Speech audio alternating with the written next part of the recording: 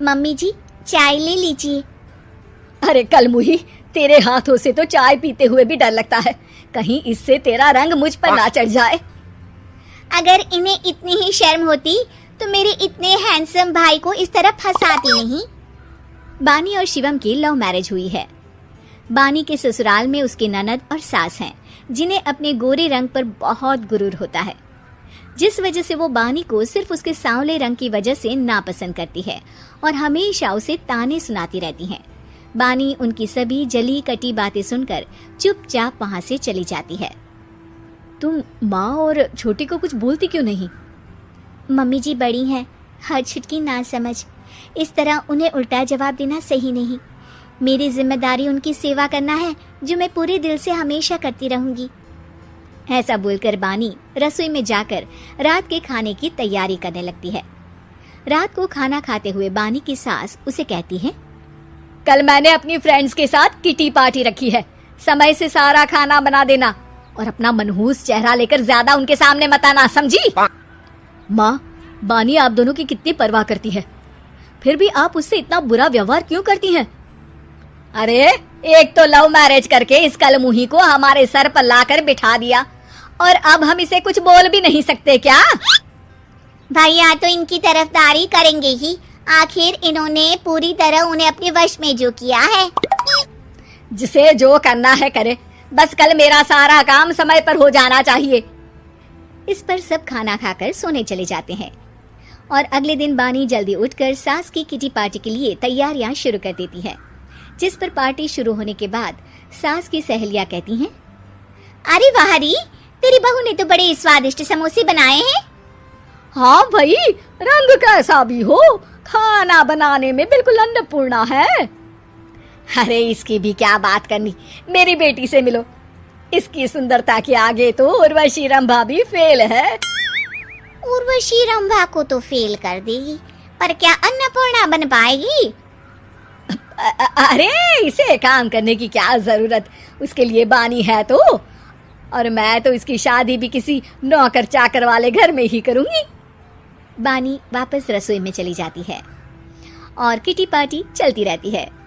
उसी रात को बानी की सास गुस्से में चिल्लाते हुए अपने कमरे से बाहर निकल कर आती है। हाय रे, चोरी हो गई मेरे पैसे, पक्का इस कलमुही की वजह से हुआ है ये सब। अरे क्या हुआ माँ, कौन सा आसमान टूट गया? अरे आसमान तो उसी दिन टूट गया था जब तू इस कलमुही से शादी करके इसे घर में ले आया था। खुद तो आई ही, अपने साथ साथ मनहूसियत का काला साया भी मेरे घर ले आई। अरे हुआ क्या माँ? अरे मेरी तिजोरी में रखे पैसे कहीं गायब हो गए, सुबह ही देखा, अरे यहीं रखे थे। क्या आप मुझ पर चोरी का इल्जाम लगा रही हैं? अरे काली बिल्ली पर भी क्या कोई मनहूसियत का इल्जाम लगाता है? ऐसा बोलकर बानी की सास वहां से चली जाती है, जिसके बाद शिवम और बानी बात करने लगते हैं।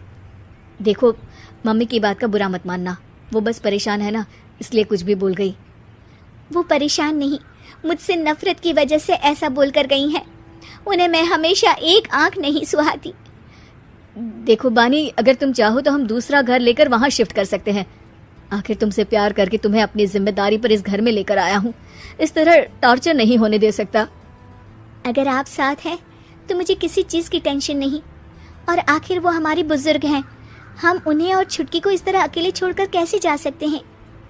इसके बाद बानी भी अपने कमरे में चली जाती है और अब हर रोज उसकी सास की तिजोरी से पैसे गायब होने लगते हैं। इसी तरह कुछ समय बीत जाता है और वो हर बार हर चीज का इल्जाम बानी पर लगाती है, पर बानी कभी कुछ भी नहीं बोलती। कलमुही नास पीटी, बहू को घर की लक्ष्मी बोलते हैं, ये तो पनौती बनकर आई है, पनौती। एक रात बानी की सास को आधी रात में प्यास लगती है, तो वो पानी पीने रसोई की तरफ जाती है। तभी उसे अपनी बेटी के कमरे में कुछ आवाज सुनाई देती है। हाँ, मैंने मम्मी की तिजोरी से हर रोज थोड़े थोड़े पैसे निकाल कर हम दोनों के लायक खूब पैसे इकट्ठे कर लिए हैं, और मम्मी आज तक उस सब के लिए भाभी को ही जिम्मेदार समझती है। तुम बस जल्दी से आकर मुझे यहाँ से ले जाओ और हम कहीं दूर जाकर शादी कर लेंगे। मम्मी को कुछ पता नहीं चलेगा, सब मुसीबत खत्म।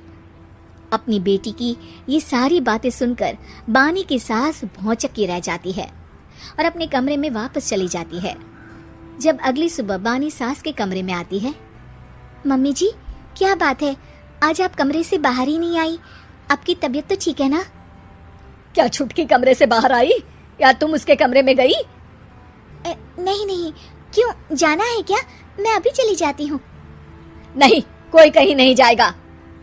इस पर वो बानी को साथ लेकर कमरे से बाहर आती है, जहाँ शिवम भी होता है। वहाँ उसकी सास बोलती है, छुटकी मेरी तिजोरी के सारे पैसे लेकर अपनी माँ के बारे में कोई ख्याल करे बिना किसी लड़के के साथ घर छोड़कर चली गई। और बहू, तुमने मुझ जैसी सास की सेवा करने के लिए अपने ही पति के साथ दूसरे घर जाने से मना कर दिया। मैंने हमेशा तुम्हारा रंग देखा, अच्छा ही नहीं, जो मेरी सबसे बड़ी गलती है। मुझे माफ कर दे बेटा। और इसके बाद बानी की सास कभी अपनी बहू की तारीफ करते थकी नहीं।